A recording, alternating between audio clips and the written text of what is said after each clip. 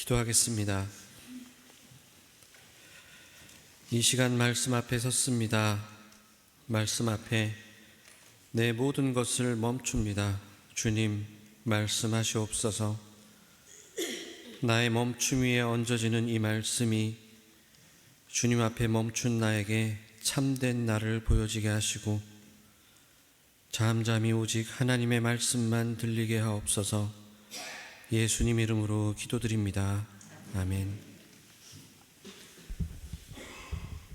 우리는 3주에 걸쳐서 사사기의 이야기를 들었습니다.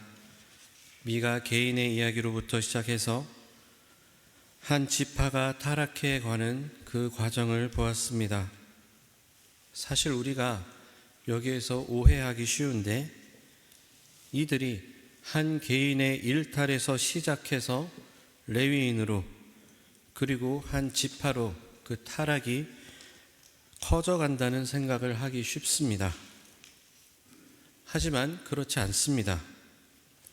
한 개인이 쏘아 올린 작은 화살이 점점 커지는 구조가 아닙니다.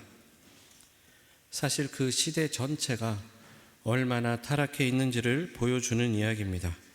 그러니까 한 개인의 일탈이 확장되어져 가는 것이 아니라 이미 타락한 그들의 실상을 한 개인부터 민족까지 다 까발려서 보여준다고 하는 것이 맞습니다. 우리가 사사기 말씀을 통해서 마주하게 되는 그 당시의 실상을 통해서 이스라엘의 역사가 어떻게 흘러갔는지도 발견할 수 있지만 사실 너무나도 적나라하게 보이는 오늘날의 모습에 대해서 우리는 정직하게 묻고 바라볼 수 있어야 합니다. 사실 사사기를 통해서 들은 이야기가 불편하기도 하고 또 많이 공감도 됐던 이유는 오늘날 우리들의 모습과 많이 닮아있기 때문이 아니겠습니까? 그동안 예배에 못 나오셨거나 인터넷으로도 설교를 듣지 못하신 분들을 위해서 아주 짧게 요약을 하겠습니다. 그리고 오늘 설교는 지난 3번의 사사기 설교를 마무리하는 설교이기도 하기 때문에 앞에 이야기들을 마음에 잘 두고 오늘 설교를 들으시길 바랍니다. 미가라는 사람의 어머니가 은돈 1100냥을 잃어버렸습니다. 미가의 어머니는 하나님의 이름으로 훔쳐간 사람을 저주했습니다.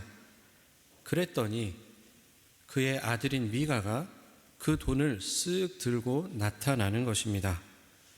그런데 미가의 어머니는 그의 아들을 혼내기는커녕 오히려 하나님의 이름으로 그에게 복을 빌어줍니다. 그러면서 그 은으로 우상을 만듭니다.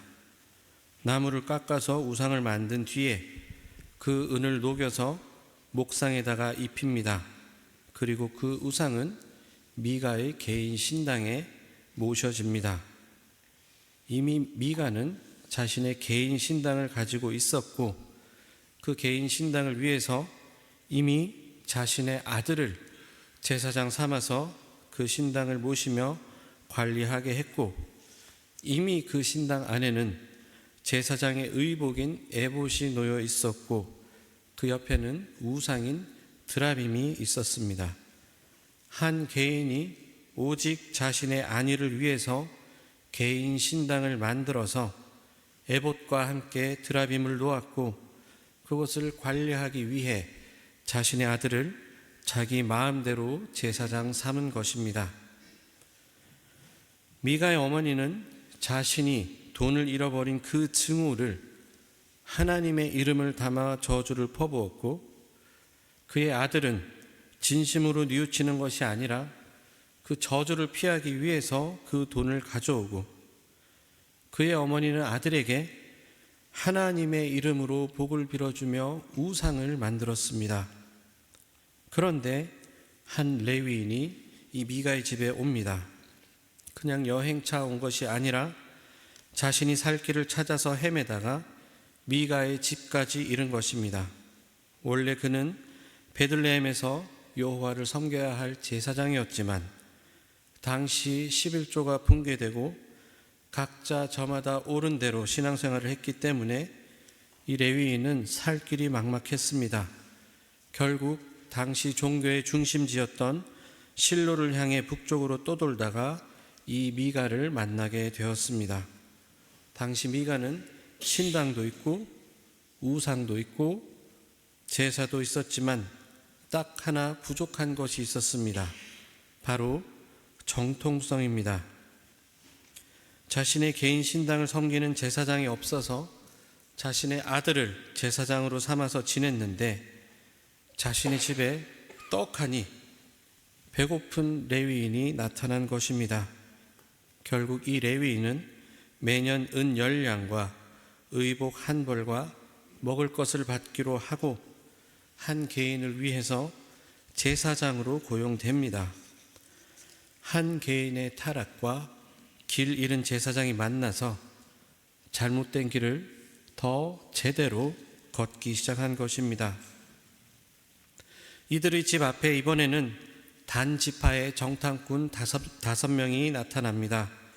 이들은 하나님이 기업으로 주신 땅을 포기하고 새로운 땅을 찾아 나서던 길이었습니다. 그들이 제비를 통해서 받은 땅은 강대국 블레셋과 마주한 땅이었습니다. 그래서 그들은 블레셋과 싸워서 하나님께서 주신 기업을 지키기를 포기했습니다. 하나님이 주신 기업을 포기하고 새 땅을 찾아 나선 것입니다. 새 땅을 찾아 나서는데 자신들의 조상 흉내를 냅니다. 정탐꾼을 뽑아서 보낸 것입니다. 그들이 마침 미가의 집에서 묵게 되었는데 그 집안의 제사장을 보고는 자신들의 길이 성공할 것인지 실패할 것인지를 하나님께 물어봐 달라고 하고 제사장은 평안히 가라며 그들에게 하나님의 이름으로 복을 빌어줍니다. 이야기는 이제 점점 더 각원으로 흘러갑니다. 이제는 하나님의 기업을 포기하고 떠나는 지파를 향해서 한 개인의 제사장으로 취업한 레위인이 하나님의 이름으로 복을 빌어주는 그런 촌극이 벌어지는 것입니다. 결국 이 단 지파는 라이스 땅을 찾았습니다. 그곳은 주위에 강대국이 없어서 사람들이 안전하고 평화롭게 살고 있었습니다. 정탐꾼들은 그 땅을 발견하고 기쁜 마음으로 단 지파로 돌아가서 군사 600을 이끌고 다시 라이스를 향해 갑니다. 라이스를 향해 가는 길에 정탐꾼이 미가의 집에서 봐두었던 우상들을 챙겨가려고 미가의 집에 들릅니다. 600명의 군인이 그 집을 에워싸고 5명의 정탐꾼이 미가의 집에 들어가서 우상을 챙겨 나올 때 그 집에 있던 이 제사장은 슬쩍 600명의 무리에 섭니다.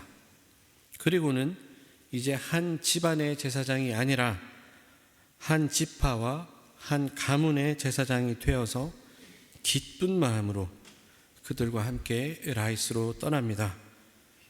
단 지파는 제사장의 축복을 앞세워서 하나님의 이름으로 평화롭게 살던 한 성읍을 몰살시키고 그들의 땅을 차지합니다.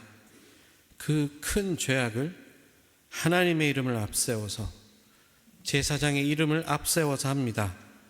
그리고 제사장은 그 길을 기쁜 마음으로 함께합니다. 손에는 우상을 들고 말입니다. 그리고 입술에는 하나님의 이름을 담은 채로 말입니다. 이것이 지난 3주간 들었던 사사기의 내용이었습니다. 단지파 군인들이 미가의 집에서 우상들을 빼앗고 제사장을 빼앗아서 라이스 땅으로 향할 때 미가와 이웃집 사람들은 그들을 뒤쫓았습니다. 단지파 자손이 미가에게 묻습니다. 무슨 일이 있기에 이렇게들 모여서 오시오? 미가가 그들에게 절규합니다. 뭐요? 내가 만든 신상과 제사장을 빼앗아 가면서 무슨 일이 있느냐고? 그게 말이나 되는 소리입니까?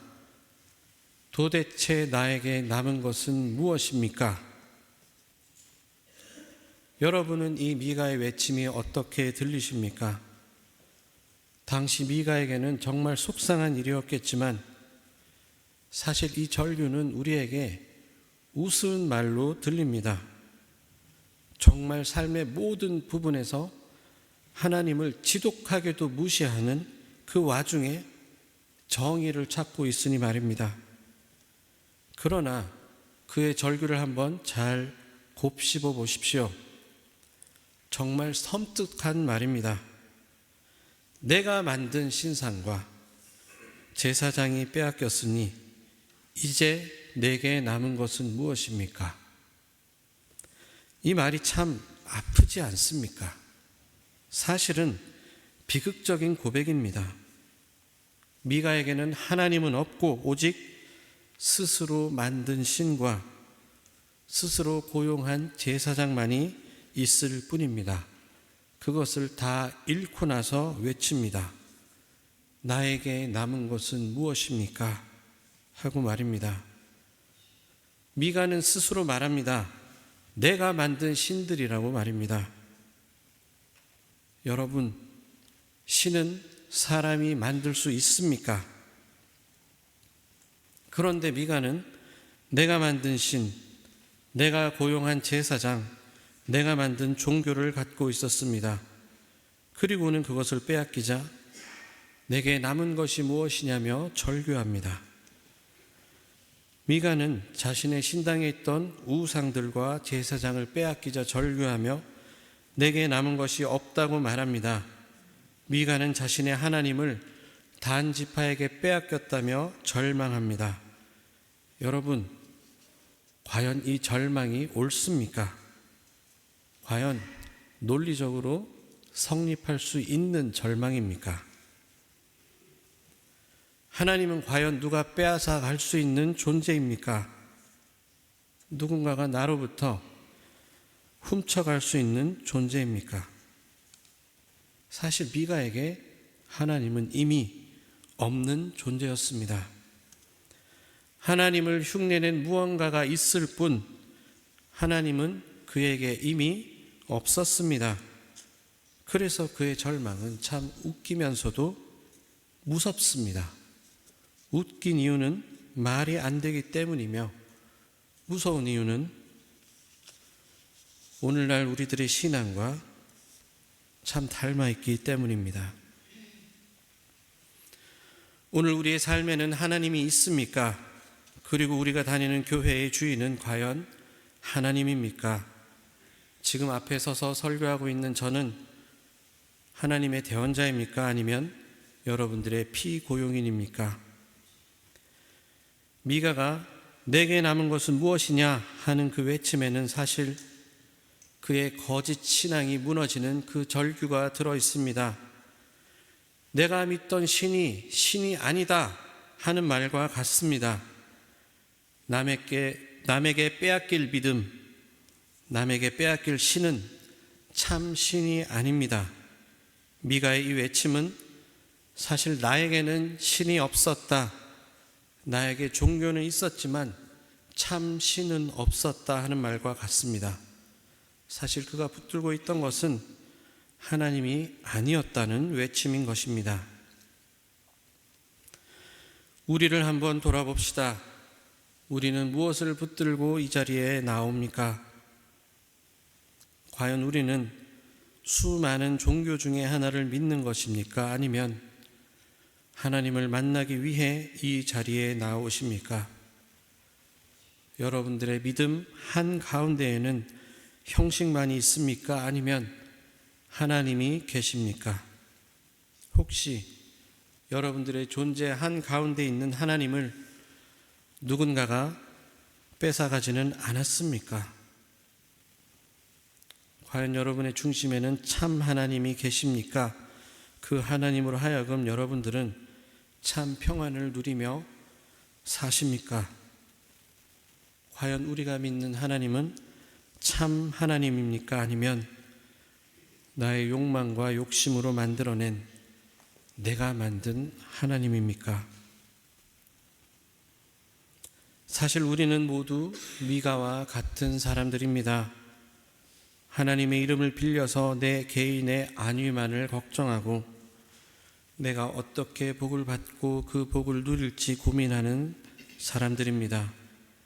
하나님의 이름을 빌려서 세상의 정의를 걱정하면서 내 체면을 세우고 내 뜻과 내 생각을 하나님의 이름으로 교묘하게 포장하여서 나의 두려움과 나의 아픔을 감추려는 사람들입니다. 저 또한 하나님의 뜻과 계획을 신뢰한다 하면서도 내 뜻과 내 계획대로 인생이 풀리지 않았을 때 얼마나 절망했는지 모릅니다. 그러다 내 기준에 좋은 일이 펼쳐지면 하나님이 복 주셨다며 싱글벙글하기도 합니다. 정작 하나님은 단 한순간도 나를 떠난 적 없고 그 누구도 나로부터 하나님을 빼앗아 간 적이 없는데 나는 절망하기도 하고 기뻐하기도 하며 그렇게 살고 있습니다. 여러분들은 어떻습니까? 우리는 모두 미가와 다름없는 사람들입니다. 이 사사기 17장과 18절의 말씀을 통해서 오늘 나의 신앙의 위치를 발견하는 우리들이 되면 좋겠습니다. 내게 남은 것은 무엇이냐는 미가의 외침을 바라보며 내 안에 하나님은 얼마나 가벼운지, 내가 하나님을 얼마나 가벼운 존재로 여기며 사는지 발견하는 우리들이 되면 좋겠습니다. 내가 만든 신앙, 내가 만든 하나님, 내가 만든 종교는 언제든지 무너질 수 있습니다. 이 미가의 이야기를 통해서 내 중심에 계신 하나님이 얼마나 가벼운지 발견하는 이 시간이 되며 동시에 하나님은 얼마나 단단한 분이신지 발견하시기를 바랍니다. 그래서 그 어떤 바람에도 결코 무너지지 않는 우리들의 신앙 벽돌을 차곡차곡 쌓아가시면 좋겠습니다. 단 지파는 타락한 레위인을 앞세워서 결국은 라이스 땅을 차지했습니다.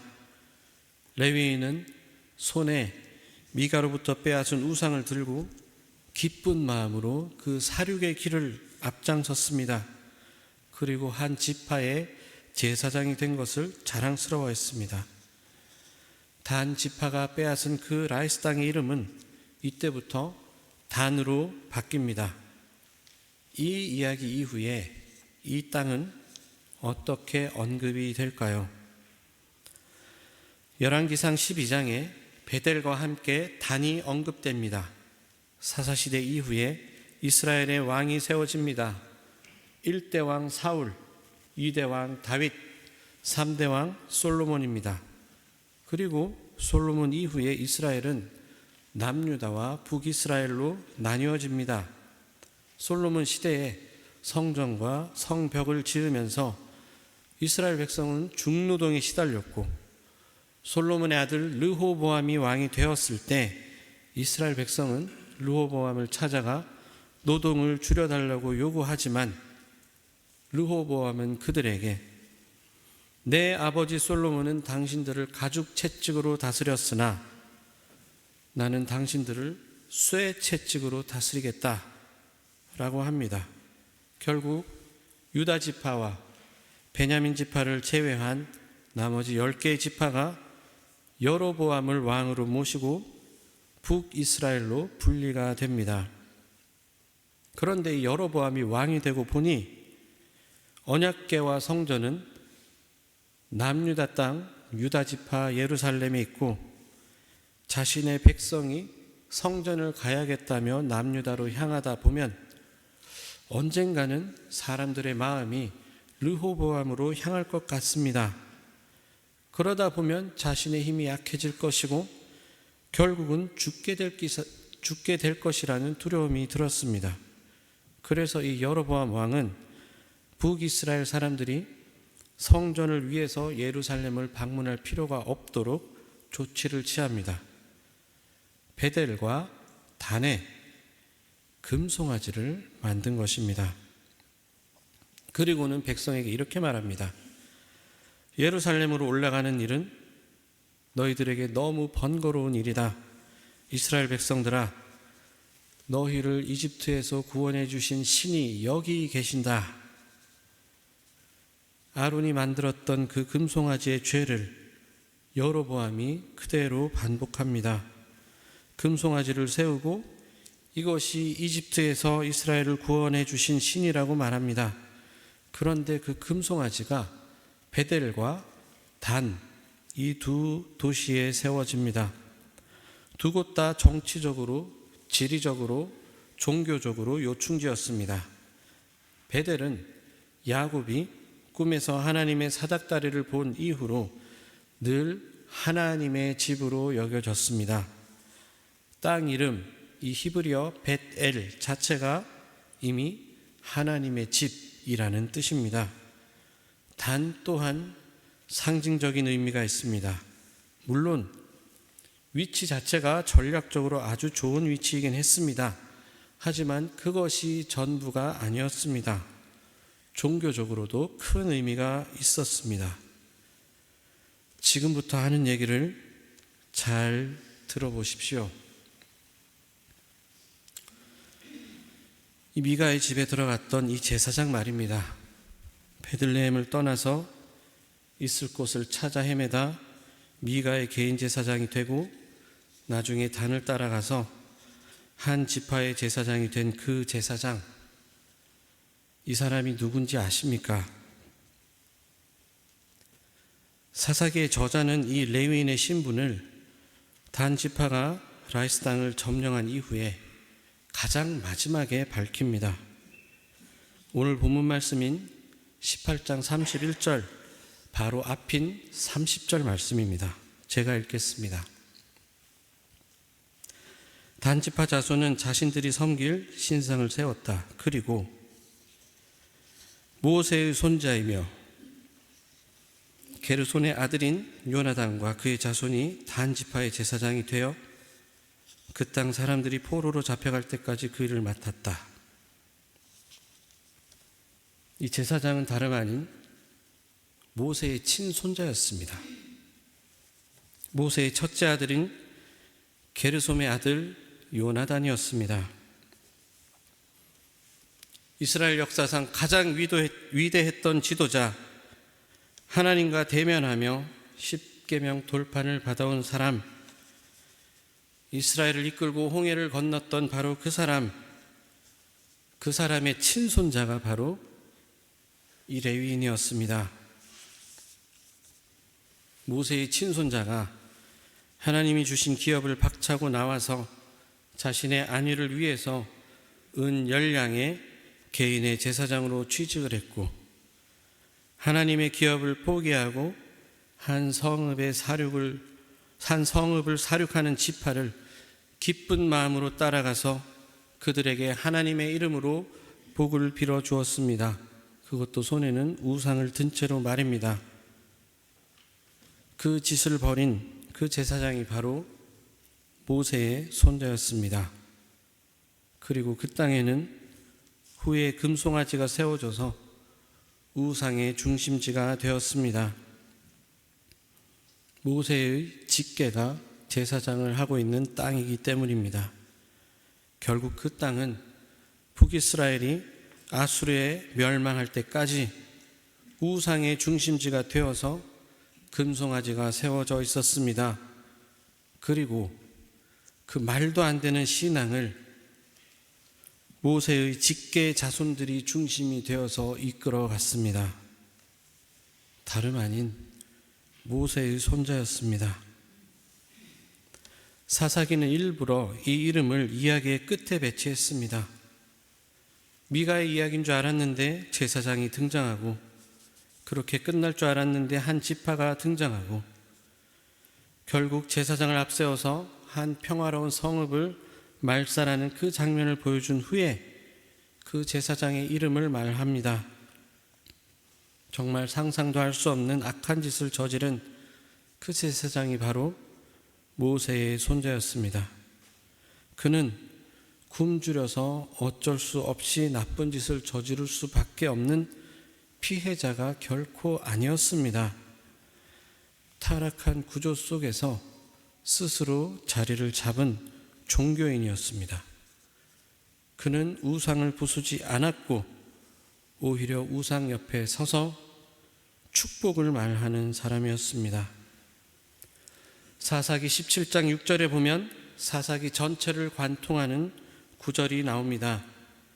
그때에는 이스라엘에 왕이 없었으므로 사람들은 저마다 자기 뜻에 맞는 대로 하였다 하는 이 구절 말입니다. 이 제사장 모세의 손자 요나단은 이 문장을 그대로 한 인격으로 만들어 놓은 모습입니다. 하나님이 왕이신지 묻지 않고 무엇이 옳고 그른지 말하지 않았습니다. 오직 나를 써줄 곳을 찾았고 신앙을 서비스로서 제공했습니다.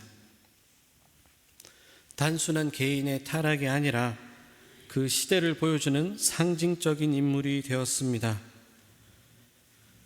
모세의 손자조차 우상을 섬기는 제사장이 되어버린 시대, 모든 가치가 무너지고 하나님의 이름은 한없이 가벼워져서 사람은 그저 각기 자기의 소견에 옳은 대로만 살아가는 그 모습을 모세의 손자 요나단이 가장 잘 보여주는 것입니다. 그리고 그 상태는 이후 수백 년 동안 이스라엘이 멸망할 때까지 이어집니다. 잠깐 스치는 바람이 아니었습니다. 아주 오래오래 대를 이어가며 나라가 망하기까지 이어진 깊은 절망이었습니다. 사랑하는 디셀도르프 한인교회 성도님 여러분, 오늘날 여러분들의 신앙은 무엇으로 유지되고 있습니까? 혹시 내가 몇 대째 기독교인인데, 내가 해온 신앙생활이 수십 년인데 지금까지 내가 하나님 앞에 해온 것이 얼만데 하는 생각이 여러분들의 신앙을 유지하고 있지는 않습니까? 우리는 이스라엘 역사에서 가장 위대한 지도자의 손자가 우상을 손에 들고 한 지파를 앞세워서 한 성읍을 몰살하고 우상 신전의 제사장이 된 이 모습을 보았습니다. 불과 몇 세대 전에 하나님의 은혜로 요단을 건넜던 이들이 얼마나 무너졌는지 보십시오. 그리고 이렇게 무너진 신앙이 결국 나라가 망할 때까지 타락해 있음을 보십시오. 이 시간 우리들의 신앙을 발견하는 자리가 되면 좋겠습니다. 우리들의 왕은 어디에 있습니까? 내 생각입니까? 아니면 하나님입니까? 내가 살아가는 방식은 하나님의 말씀입니까? 아니면 나의 소견입니까? 내 삶의 주인이 하나님이 되시는 귀한 성도가 되시길 축원합니다. 또한 우리 교회의 왕이 하나님이 되시는 복된 교회가 되기를 축원합니다. 말씀을 통해 오늘 우리의 위치를 발견합시다. 그리고 말씀을 통해 그저 순수하게 하나님만을 바라보는 우리가 되면 좋겠습니다. 나중에 구약의 예언서에서 호세아와 아모스에서 단지파가 언급됩니다. 좋은 이유로 언급되었을까요? 아닙니다. 단지파의 우상 문제로 언급됩니다. 이스라엘이 멸망할 때까지 하나님은 계속 이스라엘에게 우상을 없애라 말씀하셨습니다. 그러나 그들은 그렇게 하지 못했습니다. 모세의 직계 자손들은 여전히 하나님 대신 금송아지를 섬겼습니다. 수없이 반복된 하나님의 부르심에도 그들은 꿈쩍하지 않았습니다. 그렇게 그들은 처참한 멸망을 향해 달려갔습니다. 오늘 우리에게 사사기 미가와 모세의 손자 요나단을 통해 하나님은 우리에게 그래, 이제 너의 왕은 누구냐 묻고 계십니다. 하나님, 내가 바로 여기 있습니다. 내가 바로 미가요 요나단이었습니다. 고백하며 이제 내가 주님께 돌아옵니다. 내 삶의 주인은 하나님입니다. 우리 교회의 주인은 하나님입니다. 외치는 복된 성도님들이 되시기를 바랍니다. 대대로 우상을 물려주는 우리가 아니라 대대로 왕이신 하나님을 전하는 하나님의 주권에 사로잡힌 참된 자들로 살아가는 뒤셀도르프 한인교회 성도들 되시기를 주님의 이름으로 축원합니다. 기도하겠습니다. 하나님, 다름 아닌 모세의 손자였습니다. 하나님이 주신 기업을 포기한 제사장, 자신의 이익을 위해서 제멋대로 한 개인의 제사장으로 취직하고 나아가 한 지파의 제사장으로 취직하여 그들이 하나님의 기업을 포기하고 평화로운 성읍을 파괴하는 그 길을 축복하며 기뻐 따라 나선 이가 바로 모세의 손자였습니다. 그 모든 일을 하나님의 이름으로 복을 빌어주며 저질렀고 대대손손 나라가 멸망할 때까지 우상을 앞장서서 섬기는 제사장으로 살아간 이가 바로 모세의 손자였습니다. 이 말씀 앞에 오늘 우리를 돌아봅니다. 광야 같은 세상, 주님 의지하며 살아갈 때 내가 무엇으로 살아가고 있습니까? 내게 있는 나의 것들로 살아가는 자들이 아니라 하루하루 순간순간 오직 새롭게 주님을 의지하는 자들로 살아가게 하옵소서. 사람들이 우리들의 삶을 보며 왕이신 하나님을 발견하는 역사가 있게 하시고 우리가 왕이신 하나님을 삶으로 드러내는 자들로 살아가게 하옵소서. 예수 그리스도 이름으로 기도드립니다. 아멘.